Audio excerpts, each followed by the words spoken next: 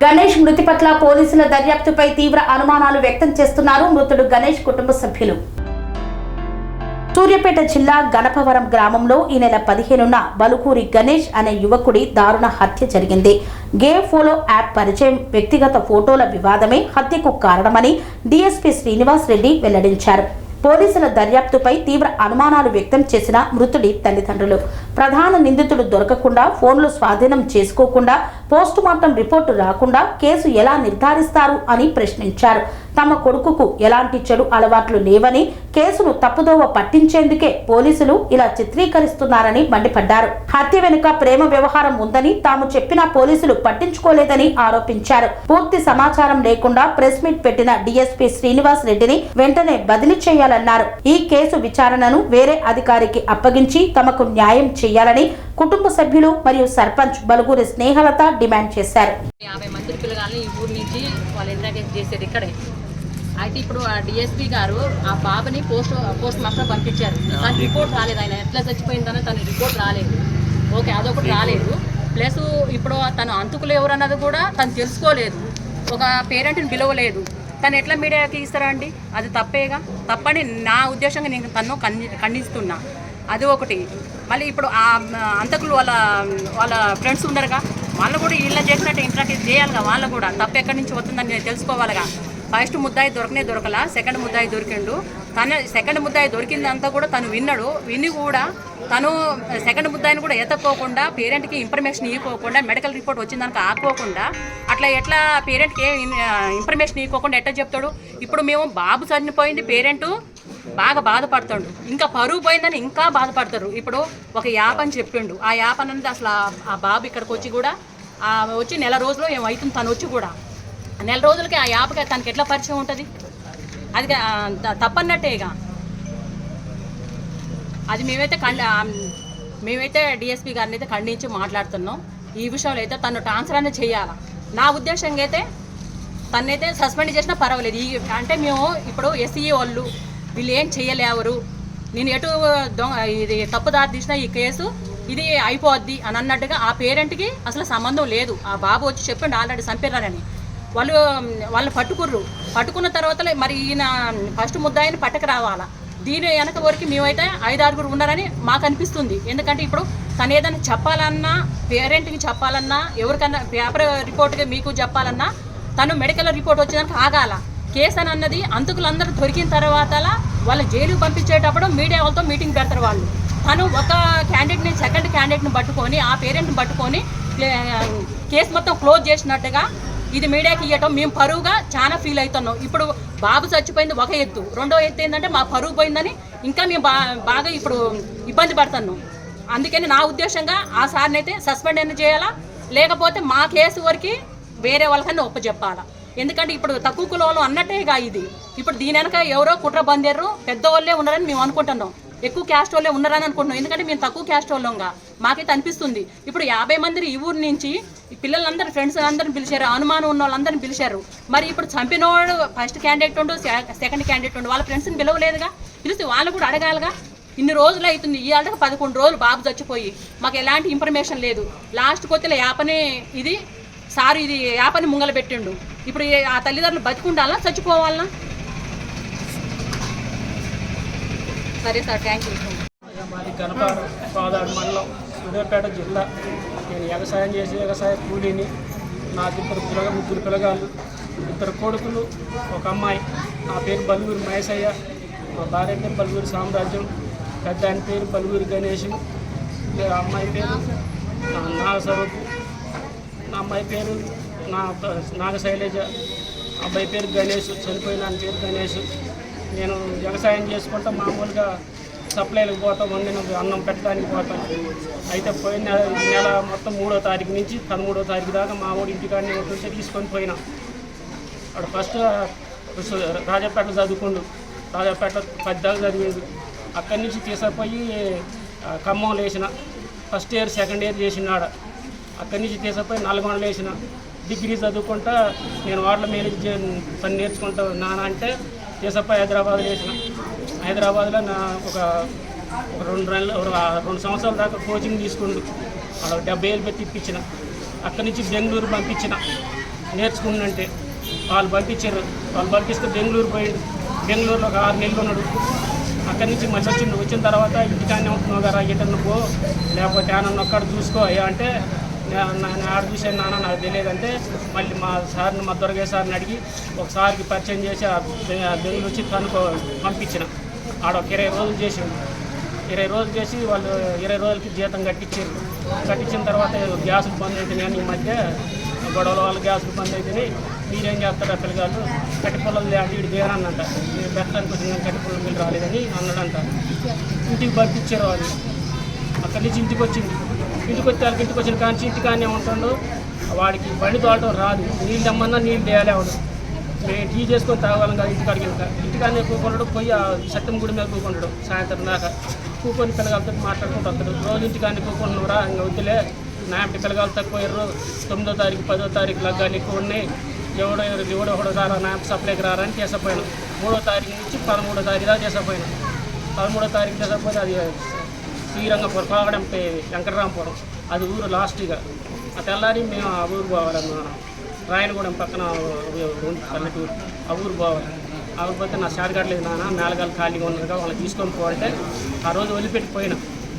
ఇంటికాడ వదిలిపెట్టిపోతే నేను ఆడికి పోగానే సప్లై కాడికి పోగానే నాకు ఆడికి ఫోన్ చేసింది.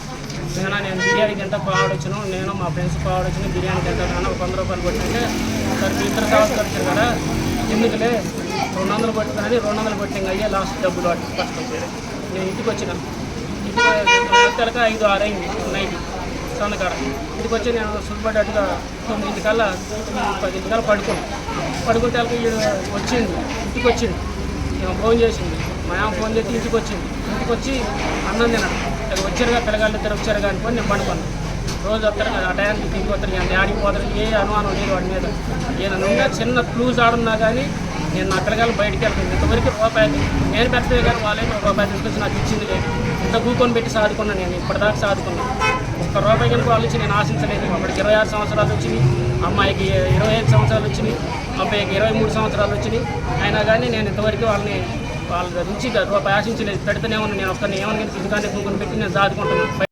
ఏమో బావుల ఇంటికాడ పండుకున్నట్టే వాడు బయటికి పోతే నాతో చెప్పిపోతాడు నాన్న నేను పలానికి వెళ్ళిపోతానని చెప్పిపోతాడు. అది కనుక లేదు అసలు వాడు ఇంతవరకు రాడు. షార్ట్ మీద పోయిండు. షార్ట్ మీద తెల్లారితే షార్ట్ ఉంచుకోడు. పిల్లగాడు ఎడిపోయిండు అని నేను ఇల్లు వెతకడం మొదలుపెట్టిన. ఆడెవరో గొలవల పలుగాడు అలా పండుకుంటే గవర్నమెంట్ హాస్పిటల్ ఎవడు నిజం చేసిండ్రు బావని ఆయుష్ పెట్టాము తిరుపతి వచ్చి చెప్పిండు.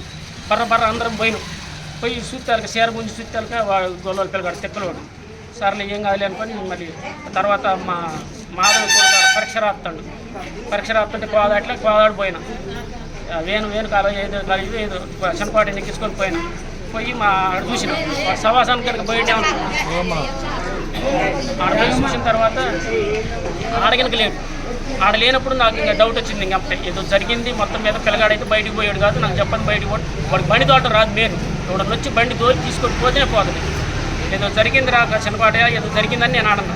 అంటే అన్న కానిస్టేబుల్ అనగా ఎందుకు అట్ట కోరుకుంటాం ఫస్ట్ ఎందుకంటాం అంటే కాదండి వాడు ఒక్క నిమిషం ఇంకోటి షార్ట్ మీద ఉండడు కాదు ఇప్పుడు 3 అవుతుంటాం ఇంతవరకు ఇంటికి రాలేదంటే నాకు భయం అవుతుందండి అని అన్న. ఏం జరగకుండా ఉంటే మంచిది నాన్న జాగ్రత్తలే పోయి రాపో ముందు పిటిషన్ ఇయ్యి అని అన్నాడు. పిటిషన్ ఇవ్వడానికి అది రాయటానికి పోతే నా సెల్లులో ఫోటో ఉంటే తీసి వాళ్ళు పిటిషన్ ఇవ్వాలి కాబట్టి తింటాక ఆ ఫోటో తీస్తాక నాకు ఒకసారి కూడా జోకైంది. పిల్లగాడు దొరకతోలకనే ఏదో బ్యానర్లు కొట్టించుకున్నట్టు ఫోటో తీసి ఏంది రాని ఒకసారి కూడా జోకి ఇక స్టేషన్కి పోయి ఇచ్చేటప్పుడు మా దొరకకి ఇచ్చేటప్పుడు ఏందో జరిగిందిరా మొత్తం మీద అయితే ఇప్పటిదాకా పిల్లగాడు ఉన్నాడు అనుకున్నా అని అనుకుంటూనే ఇచ్చిన.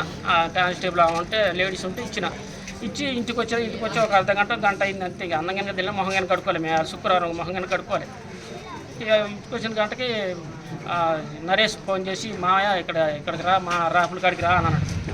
రాపుల కాడికి రా అంటే ఇంకా భయం పుట్టింది. ఇంకా ఈ టైం అయింది రాపుల కాడికి రా అంటే భయం పుట్టి బర్ర ఉడికితే మన కోసిన సీన్ వచ్చి ఏం లేదు అడ్డంగా కోసిరా అని అంటారు. అసలు అప్పుడు నిరసత్వం అయిపోయింది. అసలు ఇంకేం లేదు ఆడ చెప్పుకోవడానికి ఏం లేదు. ఇంతవరకు పగత్తులు లేరు వాడికి. ఇంతవరకు పగస్తులు లేరు అసలుకి. మమ్మల్ని బెదిరించినోడికి లేడు. నీ కొడుకుని జాగ్రత్త పెట్టుకోరా జాగ్రత్త వాడు మా ఇది చేస్తాను అది చేస్తాను దోల పనులు చేస్తానని బెదిరించినోడు లేడు ఎవడు లేడు. అయితే సూతలక కోసి వెనక చేతులు ఎరగ కట్టిస్తా వాడు టీషర్ట్ తీసి వెనక ఎరగ కట్టారు. లాగు తీసేమో ఇక్కడ పెట్టారు తలాపన. అది బొక్క కాన కోసింది. బొక్క కాన కనీసం 4 అంగనాలు ఉంటాయి. వాళ్ళు కోసింది 4 అంగనాలు ఉంటుంది. నేను ఆడ నిలబడి చూసిన కొచ్చేపు సరం కొద్దిగా లావు ఉంటాడు. ఇప్పుడు ఆ సరం దిగి లోనకి వెళ్ళిపోయింది. 4 అంగనాలు కోసారు. చుట్టూ ఇట్లా పట్టుకొని ఇంటికి గుంజి కోసారు. ఆ జుట్టు కనుక కొంత ఊడింది. అంతలెక్క చూసి నేను ఊడింది. కోసిన కత్తి కనుక పోలీసు వాళ్ళు తీసినప్పుడు అది ఒక జానమానమే 10 ఉంటుంది, కత్తెమ్మ 10 ఉంటుంది. 1.5 అడుగు కత్తి ఉంటుంది. అది ఇంత బారు ఉంది, కొత్త పీడి. అది సెల్లు పంపించారు. ఆ కాలువలో వేసారు ఆ కత్తి. ఆ సెల్లు మొన్న చూసి నేను ఇప్పుడు చూసిన దాన్ని కాలువలో వేసారు. ఆ కుక్కలు వచ్చి చూస్తే కుక్కలేమో తొగరాయికెళ్ళి వచ్చినాయి. ఇటే కాలువలనేమో కత్తి వేసారు. సంపినోడు పోయిందేమో ఉజనారు. కుక్కలు వచ్చిందేమో తొగరాయికెళ్ళి. అక్కడి నుంచి 600 మీటర్లు ఉంటుంది. సంపిన కాడి నుంచి 600 మీటర్లు ఉంటుంది. మెయిన్ రోడ్డుకి వచ్చినాయి కుక్కలు. ఇల్లిపోయింది 50 అడుగులు ఉంటుంది. ఇటు ఎన్హెచ్పి కాలువ. ఇటైపోయి 150 అడుగులు ఉంటుంది ఎన్హెచ్పి కాలువ. మళ్ళీ మా ఊరు వచ్చేది.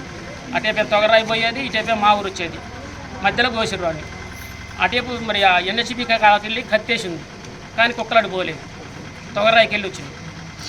ఒకవేళ సంపిన వాళ్ళు 4 అనుకుంటే ఇటేపు వెళ్ళి 2 రావాలి, లేకపోతే అటు 2 పోవాలి. కుక్కలు అయితే అబద్ధం చెప్పవు. ఎస్పీ గారు ఇప్పుడు మాట్లాడింది నేను విన్నా రికార్డు. 7 సంవత్సరాల నుంచి ఉంది అన్నాడు. 7 సంవత్సరాల నుంచి వాళ్ళకి పచ్చి ఆడుంది. ఏదో గేలు యాపని అన్నాడు. ఆయన సెల్లులు చూసిండు, ఆయన సెల్లులు చూసిండు. ఎస్పీ గారు ఎందుకు అట్ట మాట్లాడింది నా కొడుకు గురించి? అంత అవసరం ఏమొచ్చింది? ఏమైనా డబ్బులు తీసుకొని మాట్లాడతారా? ఇట్లా అపనింది ఏంటి పిల్లగాళ్ళ మీద?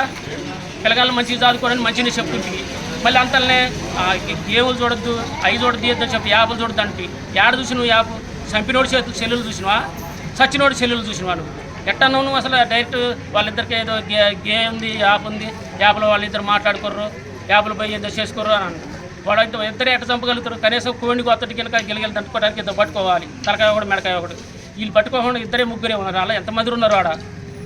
కాలు చేతులు వెనక్కి కట్టడానికి కనుక మనిషికి వచ్చి చచ్చేటప్పటికి కనుక గిలగిలని కొట్టుకోవడానికి కనుక మనుషులు పట్టుకోవాలి కదా.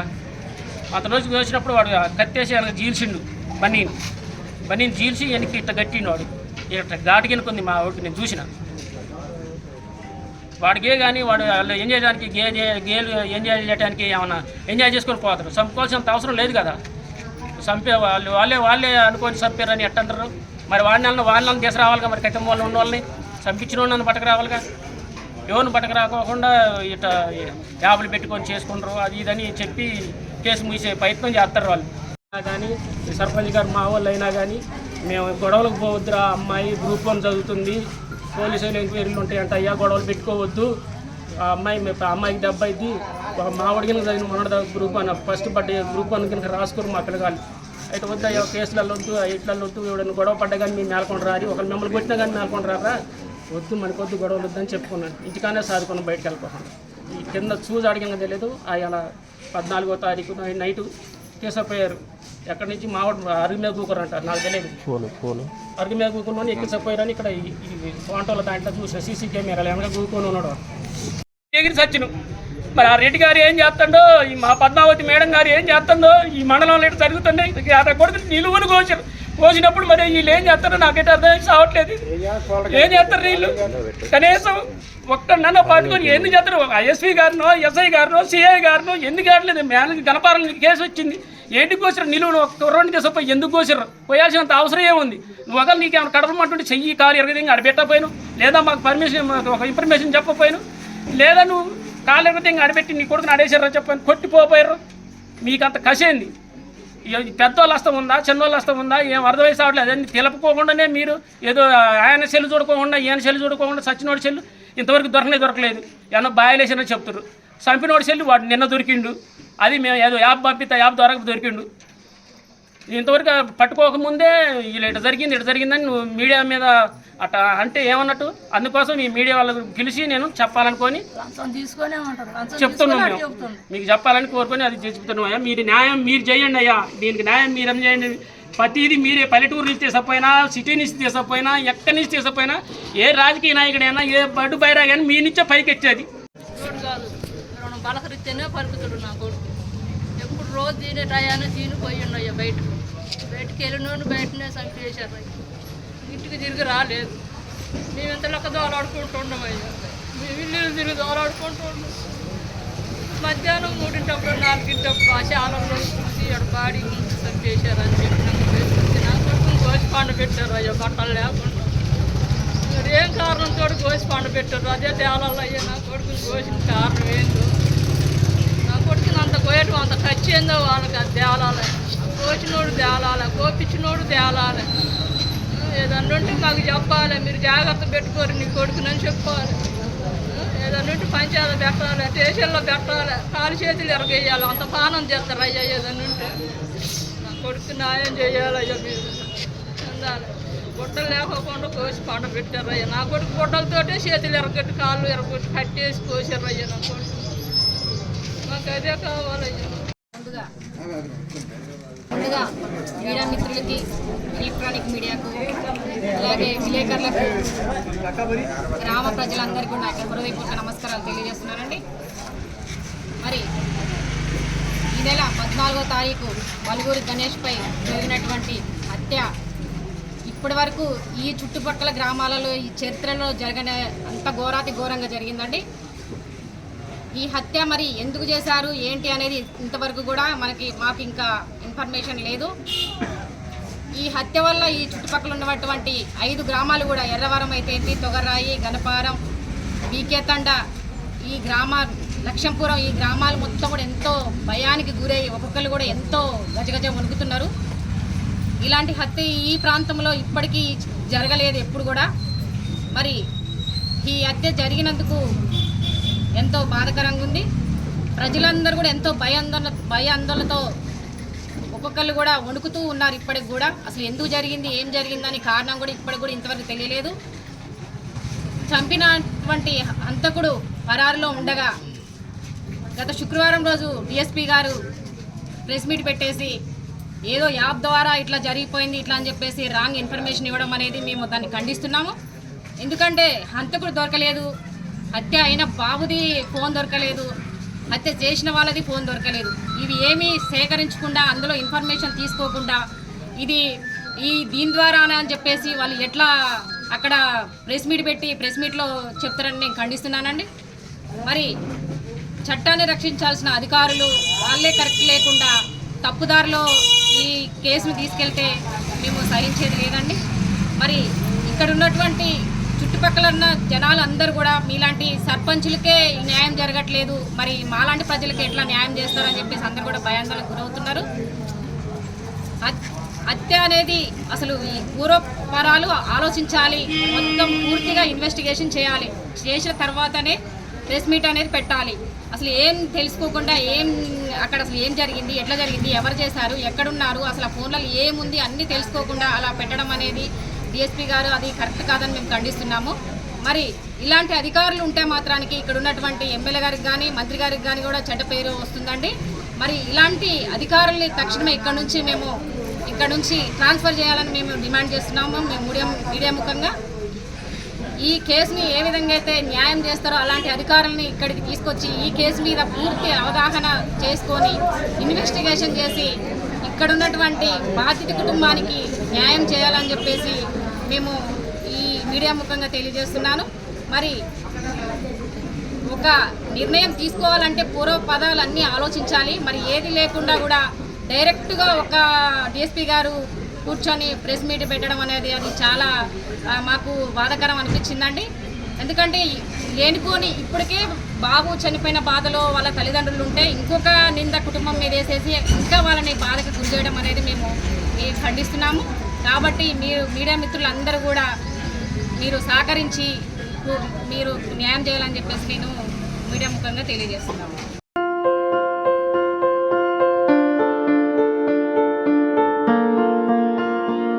సంస్కృతి, సంప్రదాయం, ప్రేమ, ఆప్యాయత, రాజసం ఉట్టిపడే వేడుకలకు అనువైన ప్రదేశం MLN convention hall.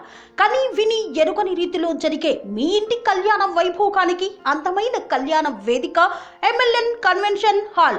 MLN convention hall ప్రత్యేకతలు: సువిశాలమైన wedding halls, centralise AC banquet hall మరియు విశాలమైన డైనింగ్ హాల్, వధువరుల కోసం ప్రత్యేక ఏసీ మరియు నాన్ ఏసీ గదులు, నక్షత్రాల వెలుగులో పచ్చని పచ్చికపై పార్టీల కోసం అనువైన గార్డెన్. ఎంఎల్ఎన్ కన్వెన్షన్ లో సీసీటీవీ పర్యవేక్షణతో పూర్తి భద్రత. 2000 వాహనాలు పార్కు చేసేందుకు సువిశాల పార్కింగ్ సౌకర్యం. మీ ఇంట జరిగే అన్ని శుభకార్యాలకు, పెళ్లి, reception, engagement, birthdays, get together, corporate events, ఏ ఇతర శుభకార్యాలకైనా అందమైన వేదిక MLN కన్వెన్షన్ హాల్. బుకింగ్ కోసం సంప్రదించండి 7550438888 మరియు 7550428888. మా అడ్రస్ చీర్యాల లక్ష్మీ నరసింహస్వామి దేవాలయం ప్రక్కన near outer ring road, Keesara junction, Cheeryal గ్రామం, మేడ్చల్ జిల్లా.